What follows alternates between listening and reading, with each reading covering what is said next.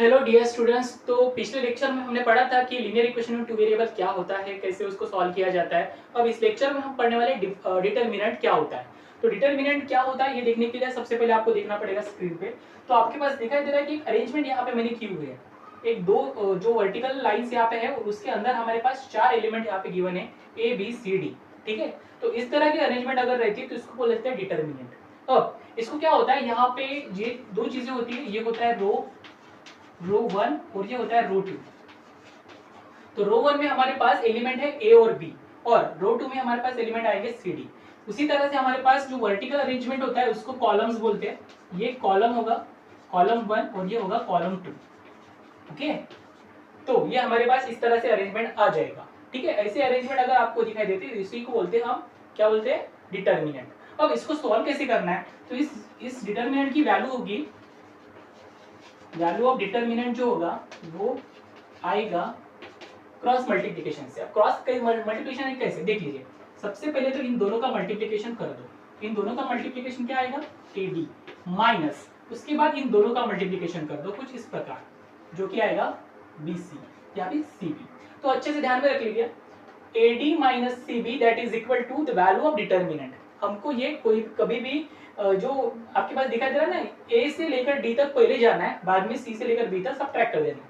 कभी भी उल्टा मत कर लेना, उल्टा करेंगे तो वैल्यू में चेंजेस आएंगे, निगेटिव साइन आ जाएंगे, और निगेटिव साइन आएगी तो क्वेश्चन का क्वेश्चन पूरा का पूरा चेंज हो जाएगा। तो इस वजह से आपको सबसे पहले ए से शुरुआत करके डी तक मल्टीप्लाई कर दो, बाद में बी से लेकर सी तक सबट्रैक्ट कर दो। अब इस इक्वेशन को अगर आप देखते हो तो आपको पता चलेगा कि degree of this determinant, degree of determinant आएगा 2। क्यों आएगा 2, देख लीजिए, दो रो है यहाँ पे, दो कॉलम्स है, और यहाँ पे भी देख सकते हैं, ए का पावर 1, डी का पावर 1, 1 प्लस 1 2, इसका भी 2, दोनों के दोनों 2 है, तो that means simply degree of determinant कितना आएगा, 2 आएगा। तो ये बात ध्यान में रख लेने का, क्योंकि ये क्वेश्चन हमारा एग्जाम में आता है, कभी पूछा गया है, पिछले एग्जाम में भी पूछा गया था कि डिग्री ऑफ डिटरमिनेंट क्या होगा अगर हमारे पास ये क्वेश्चन दिखा है, तो उसका डिग्री होगा 2। तो ये क्वेश्चन काफी ज्यादा इंपॉर्टेंट है 1 मार्क्स के लिए। अगर एमसीक्यू में आता है तो आपको पता होना चाहिए कि डिग्री ऑफ डिटरमिनेंट क्या आएगा, 2 आएगा। ठीक है, अब कुछ एग्जांपल के साथ इसको सॉल्व करके देखते हैं। जैसे कि मैं यहाँ पे एक एग्जांपल लेता हूँ 1 2 3 4। अब इसकी वैल्यू अगर हमको निकालनी है तो क्या करना पड़ेगा, सेम इन दोनों का मल्टीप्लिकेशन पहले करना पड़ेगा, 1 इंटू 4 माइनस 3 इंटू 2, इस प्रकार। अब इसको करते हैं तो क्या होगा, 4 1 जा 4 माइनस 3 2 जा 6, 4 माइनस 6 माइनस 2। इस प्रकार आपको value of determinant find out कर लेनी है। इस तरह से वैल्यू आ जाएंगी डिटरमिनेंट की। अब इसका एक टाइप है, दैट इज इस पे कुछ क्वेश्चन सॉल्व करते हैं हम साइमल्टेनियस इक्वेशन के, जिसकी मेथड है क्रैमर्स रूल। तो वो हम यहाँ पे इसके आगे देखते हैं। ओके, तो अब पढ़ते हैं क्रैमर्स रूल के बारे में। क्रैमर्स रूल यानी होता क्या है, देखिए डिटरमिनेंट का एक बहुत ही ज्यादा एप्लीकेशन, यानी कि क्रैमर्स रूल बहुत ज्यादा इंपॉर्टेंट है।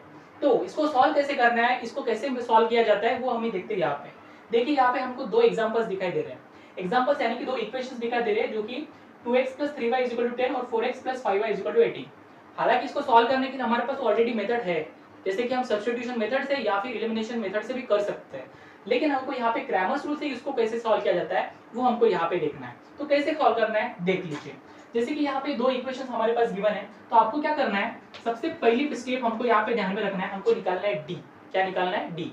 तो डी यानी कि क्या होता है, आपको क्या करना है, जो x का कोएफिशिएंट है वो यहाँ पे लिख देना है, y का कोएफिशिएंट यहाँ पे लिख देना है, इस तरह से। उसके बाद यहाँ पे x का कोएफिशिएंट 4 है वो लिख देना है, और यहाँ पे 5 y का कोएफिशिएंट इस तरह से लिख देना है। तो ये हमारी फर्स्ट स्टेप हो गई क्रैमर्स रूल को सॉल्व करने की। इस तरह से लिखने के बाद हमको इसकी वैल्यू निकाल लेनी है, और डिटरमिनेंट को कैसे सॉल्व करते हैं हमको ऑलरेडी पढ़ लिया हमने। तो इसको कैसे होगा, 2 × 5 माइनस 3 × 4, इस तरह से आपको इसको सॉल्व कर लेना है। अब क्या होगा, 5 2 जा 10 माइनस 4 3 जा 12, जिससे कि आपके पास क्या आ जाएगा, -2। तो यहाँ से हमको d की वैल्यू निकल के आ रही है -2। ठीक है, अब इसको आगे बढ़ते हैं, आगे आपको निकालना है dx।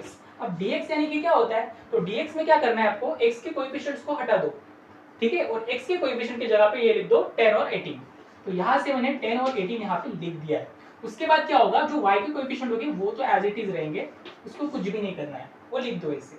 और अभी फिर से इसको सॉल्व कर लो। तो देखो यहाँ पे क्या होगा, 10 × 5 माइनस 18 × 3, इस तरह से 10 इंटू 5 यानी कि 50 हो जाएगा और 18 इंटू 3 54, जिससे कि हमारा आंसर आ जाएगा -4। ठीक है, तो इस तरह से आपको dx भी फाइंड आउट कर लेना है। अब dx और d निकालने के बाद आपको निकालना है यहाँ पे dy। क्या निकालना है? dy। अब dy में क्या करेंगे? ऑब्वियसली y को हटा दो, बाकी एज इट इज लिख दो। तो 2 और 4 लिख देना है एज इट इज x की जगह पे, और y की जगह पे जो यहाँ पे था उसको रिप्लेस कर दो 10 और 18 के साथ, इस तरह से। और इसको भी सॉल्व कर लो, तो यहाँ पे क्या आएगा? 2 इंटू 18 माइनस 4 इंटू 10, 18 टू ज़ा 36 माइनस 4 10 ज़ा 40, जो कि बन क्या रहा है? -4 अगेन। सो यहाँ से हमने dy dx की वैल्यू फाइंड आउट कर ली है इस प्रकार। अभी हमको निकालना क्या है? x की और y की वैल्यू। तो देख लीजिए, x की वैल्यू निकालने के लिए आपके पास फॉर्मूला आएगा dx अपॉन d। ये फॉर्मूला ध्यान में रखना। तो dx की वैल्यू हमने क्या निकाली है? -4, और d की वैल्यू हमने निकाली है -2। इसको सॉल्व करते तो x की वैल्यू कितनी आ जाएगी? 2। उसी प्रकार y की वैल्यू निकालने के लिए आपको क्या करना पड़ेगा? dy अपॉन d देना पड़ेगा। तो dy यानी कि -4 अपॉन -2, तो मिलकर होता है 2। इस तरह से आपके पास x और y का ऑर्डर्ड पेयर बनेगा 2,2। ये आ गया आपका आंसर। देख लीजिए, बहुत ही आसान तरीके से हम डिटरमिनेंट का यूज करके किसी भी साइमल्टेनियस इक्वेशन को सॉल्व कर सकते हैं। तो आई होप कि आपको ये मेथड पसंद आई होगी। इसके बहुत से इंपॉर्टेंट क्वेश्चंस आपके टेक्स्ट बुक में भी दिए हुए हैं, आप उसको सॉल्व करके देख लीजिए, ताकि आपको इस पे कोई भी डाउट हो तो आप पूछ सकते हो। ठीक है, तो ये 2 इसका आंसर आ गया है। आंसर आने के बाद आपको उसको चेक भी किया जा सकता है, जैसे कि ये 2 जो आंसर है वो x और y की वैल्यू है। आप दोनों इक्वेशन में पुट करके देखिए लेफ्ट हैंड साइड में, अगर ये इक्वेशन के अगर पुट करने के बाद अगर ये आंसर्स आते हैं तो डेफिनेटली आपका आंसर 100 एंड 200% सही होगा। ठीक है, तो मिलते हैं अगले लेक्चर में, तब तक के लिए थैंक यू सो मच।